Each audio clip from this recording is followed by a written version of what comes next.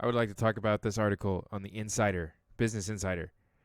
I had no idea I was closing on a rat, roach, and termite infested home. Here are the red flags that I completely missed. As a first time home buyer and why I couldn't sue.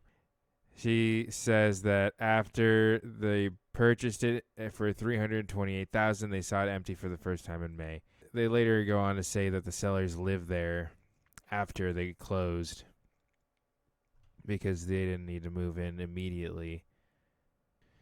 So it says as soon as they moved in, they were immediately heartbroken, smelled horrible. They began cleaning and ripping out floors and cabinets to get rat and cockroach droppings out. Kept finding more and more damage. The inspection report as being in working condition were damaged. The smell we noticed the showing wasn't from the seller's dirty laundry and furniture. It was a combination of rat poop and mold within the walls and pet urine that soaked underneath the flooring. Oh, God. It's so disgusting. We found out rats had completely chewed up the ducts. The HVAC system was not working and the windows barely shut and had large gaps around the frames. Roach droppings on kitchen walls, outlets, light switches, dead roaches under the cabinets. I guess we show the pictures. These are obscene.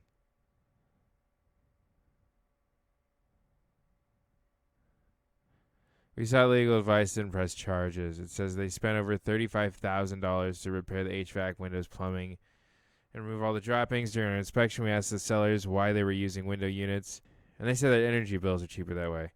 The inspection stated that the AC worked, so we believed them. A few weeks later, we had to replace the entire system before we even got to turn it on.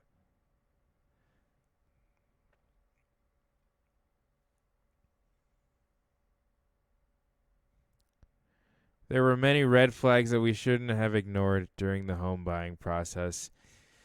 This is where I want to kind of have, I don't know, you know what? I'm going to have a come to Jesus moment. In fact, let me go ahead and get changed into my church clothes. Okay. Guys, I want to tell you about how I feel. Let me tell you how I feel.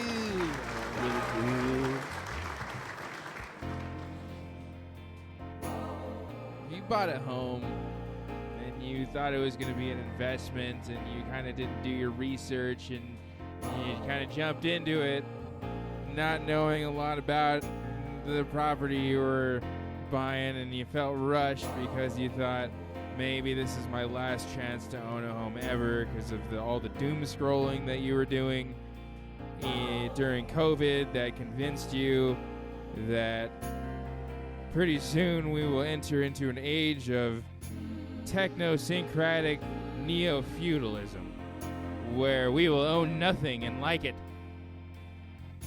And you thought, this is my last chance to own a piece of real estate. I don't care that it's overvalued by $100,000. I don't care that we have to waive all of our inspections and close within a matter of 14 hours. Thank you. Gentlemen, ladies and gentlemen.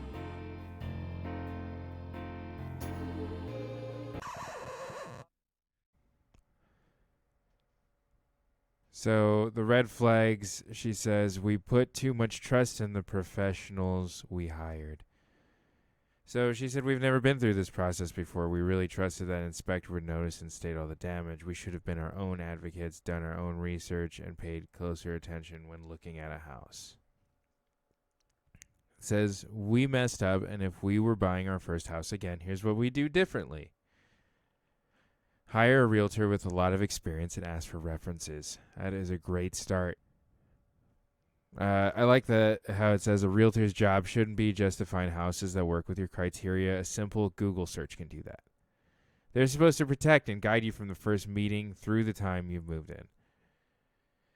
And I totally agree with that. And I think that, this kind of digital access to all that information, access to real estate agents, kind of a commodity, to where you kind of just have almost, it's going to get to a point where it's like Uber, where it's just like, is there a realtor in my area? And you can hit the app and then they'll like drive by and show you the house. And yeah, don't let the sellers stay after closing. So that's a, case by case basis, because that comes up pretty often. And there have been all types of agreements that work for the either party. So it really is a case by case. I wouldn't give too much weight to that third tip.